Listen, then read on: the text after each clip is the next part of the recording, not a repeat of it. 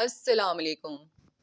آپ نے دیکھا ہوگا کہ ہر قرآن پاک میں سورہ کہف میں ایک لفظ جو بڑا کر کے لکھا جاتا ہے وَلْيَتَلَطَّفْ ہے۔ یہ عدد الحروف کے لحاظ سے قرآن پاک کا نصف ہے، یعنی قرآن پاک کا مرکز ہے، جس کا مطلب نرمی ہے، اور یہی نرمی اگر ہم اپنی شخصیت میں شامل کر لیں تو ہم کبھی نہ ڈگمگائیں، کیونکہ نرمی ہی ہمارے اخلاقیات اور شخصیت کے توازن کو برقرار رکھتی ہے۔ ایک حدیث کے مطابق اللہ جو نرمی پہ دے گا سختی پہ نہ دے گا۔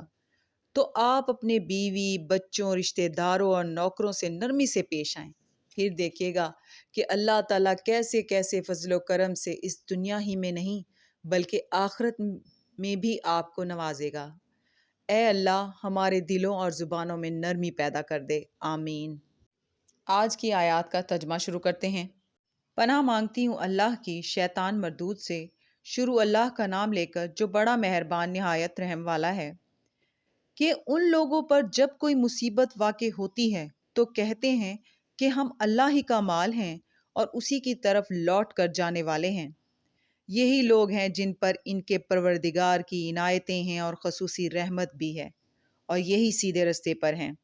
بے شک کوہ صفا اور مروہ اللہ کی نشانیوں میں سے ہیں، تو جو شخص خانہ کعبہ کا حج یا عمرہ کرے اس پر کچھ گناہ نہیں کہ دونوں کے درمیان چکر لگائے، بلکہ یہ ایک نیک کام ہے، اور جو کوئی نیک کام کرے تو اللہ قدردان ہے، دانا ہے۔